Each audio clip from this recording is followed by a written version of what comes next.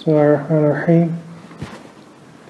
Alhamdulillah Rabbil Alameen. Wassalatu wassalamu ala Sayyidil Mursaleen wa alihi wa sahbihi wa bihamdihi ihsan ila yawmiddin. Amma ba'd. So jazakumullah khairan for everyone for coming. Al-Alami Ibn Mashish anhu is one of the greatest awliya, and he is the spark of the Shadlis. He's the reason why we sit here, really. Because without him, we wouldn't have Abu Hassan Shadli. This is one of the great things. A story that you all remember and you all know well, which is when Sheikh Arfan Shah was in Baghdad, and he heard a voice, a Hati, telling him that the Qutb of the West has been born, and to go see him. So he travelled all the way from Baghdad to the Atlas Mountains, and came and saw the father of Al-Salam Ibn Mashish, and asked him, "Your son, can I see him?" So he brought his son, a few years old, and he goes, "No, not my son, it's the one that's just been born." And he says, "How do you know that? Because no, he's not told anyone." So he brought out this newborn and made dua for him. This is our link to Abu Qadir. Just fast forwarding a bit. There's many stories that we can go through, and Sheikh Hussein can go through some more. But one of the things that really stuck with me about Abu Hassan Shadli's journey to Allah was that he wanted to take the Qutb, he wanted to take the highest. He didn't want just to take, it sounds silly, but he wanted to take the highest Qutb. He wanted to really take this path from him. And so when he travelled, and then someone told him that, why are you here when the Qutb's in your country, and go back. So he went back to, because he was born in Tunisia, and he came back and he found Al-Alami Ibn Mashish, and he was travelling there with all his knowledge, because Abu Hassan Shadli was a scholar before he took the tariqah, and he was travelling with all his knowledge, and he was finding it too difficult to take all his books with him.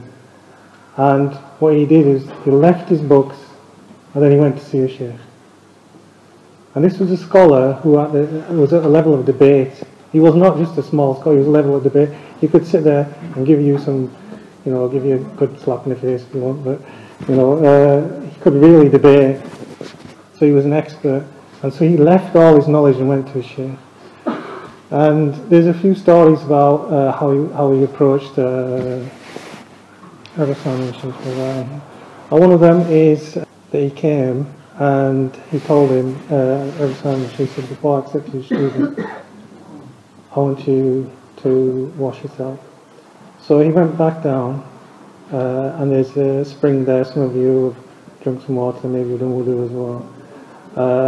And it was known as Ain Shadli, the spring of the Shadlis.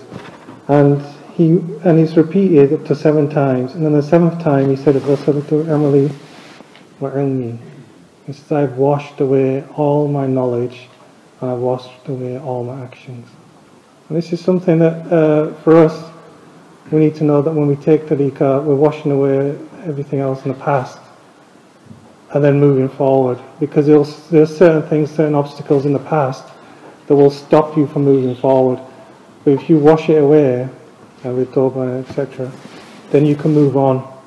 If you think the sheikh thinks like what you think, then there's a problem there sometimes, because the sheikh might think something differently to how you think, because you have already had a preconception about tariqah is something else before you came, and then now you've taken tariqah, you think, well, it's the same thing, but it's not the same thing.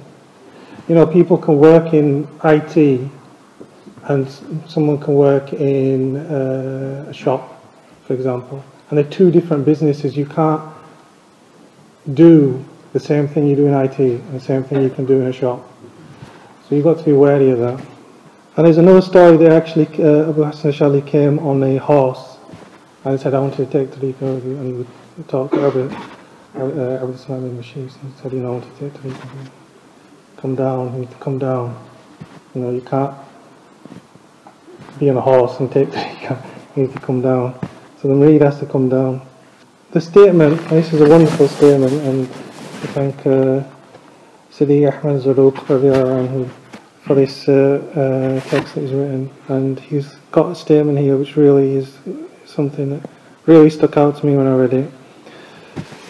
وقد جاء رجل سيدي عبد السلام بن مشيش رضي الله عنه فقال يا سيدي وظفني عليه وظائف وأعمل ألزمتها. So a man comes to Sidi Abdussalam Ibn Mashish and says, "Oh Sidi, give me a wazifa or dhikr that I can do, or an action that I can adhere to."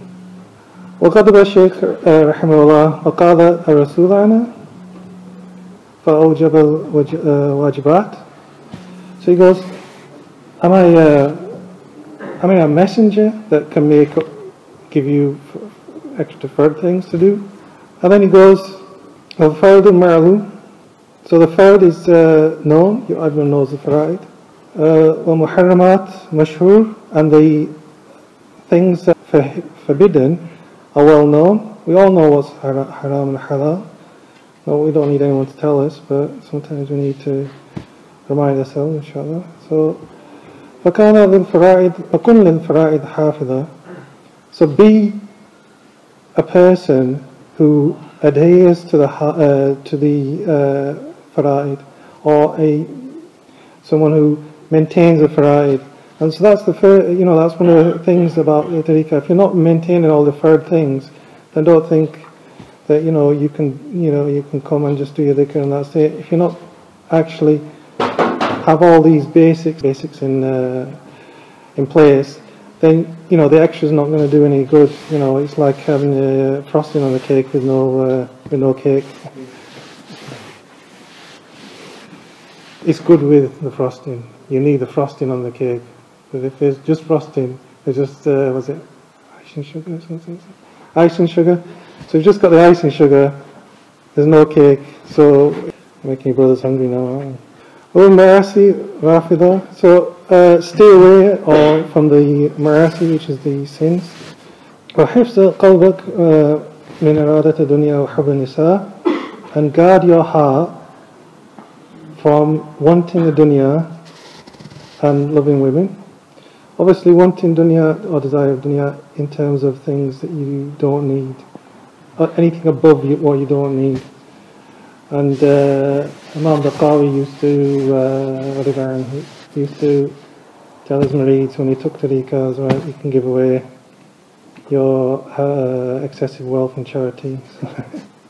And hubb nisa, so loving women, obviously women that you're not married to. I remember in Exalted a few years ago he was talking about was it in Birmingham? He says, do brothers love their wives? And no one put their hands up. Maybe some of you guys read this before, maybe. وَحُبَّ الْجَاهِ shahwat, and love of rank and preferring your desires. وَقَنَعَ مِنْ ذَلِكَ كُلَّهُ بِمَا قَسَمَ اللَّهُ لَكَ, and contentment in everything that Allah has given you. And contentment is, it's kanzla yafna, as hadith of Rasulullah sallallahu alaihi wasallam, which is, it's a inexhaustible treasure. So just being happy what you have. The least blessing we have in this dunya is our greatest blessing in the akhirah, which is Islam. Following, believing in La ilaha illallah Muhammadur Rasulullah. That is our least blessing we think in the dunya. But on the akhirah, that's going to be our greatest blessing. We won't understand it. And there's a hadith where one of the people who suffered and he had every kind of tribulation in the dunya, and he was put into heaven for a moment and then taken out. And they asked him, did you have any problems? And he goes, no, I had no problems.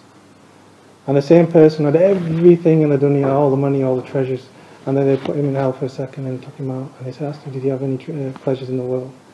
And he goes, I did nothing. We're going to forget all these bad things, inshallah. فإذا خرج لك مخارج الرضا. So if something comes from you, so they make it contentment. فكن لله شاكرا. So be towards Allah, be grateful towards Allah. فإذا خرج مخرج السخط فكن عليه صابر. So if something comes that is from anger, then be patient upon it. وحب الله قطب تداوى عليه الخيرات. So the love of Allah is the axis in which good things revolve. So I don't know if you've seen it. You might have seen like an old. I can't describe it really. To get almonds and crush it and get the oil out, and so they have like it's like a big sort of circle thing, and they spin it around. And the qutb is the actual thing. It's the thing in the center. So that's the thing, and so that thing, that qutb, the love of Allah, is the source where all of good things happen. I mean, it sounds very strange to actually mention it, but it's one of the things that actually speeds one on the path, which is love of Allah. وَأَرْسَلَ الْجَامِعَ لِلْأَنْوَارِ الْكَرَامَاتِ. And this is the source of all types of honourable things. وَحُسُونَ ذَلِكَ بِمَا وَحُسُونَ ذَلِكَ كُلُّهُ أَرْبَعَ. So the protection of all these things, or the preserving of all these things, is in four things. Sidq al-wara, truthful piety, husn al-niyyah, and the niyyah, the good intention. So our attention should be for Allah. Wa ikhlas al-amal, and sincere works, i.e. sincere works that are for the sake of Allah, not to show off, not to say to everyone, "Now look what I've done now, I've done this and that." That's not really good works. And to get money, that's also bad things. Most people trip up on this because I was talking to someone and they were setting things up on a website, and they were just saying we're just doing it for the sake of reward. And I said to him, well, it's not really good for you to do that, because you're saying you're doing something for the sake of Allah, but you're actually doing it for something.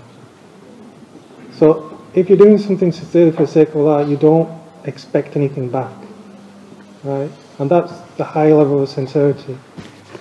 And he didn't understand it. Unfortunately, this is one of the things that many people trip up on. وَصُحْبَةُ الْعِلْمِ.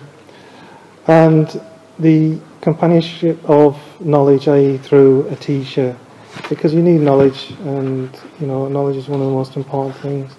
I mean, it's something that's dying out now, unfortunately, and this is one of the reasons why we have lots of dissenting voices, because they go on Facebook and think that guys posted something, thinks it's great, and then he starts arguing with you and stuff like this, and like someone was going to the other day.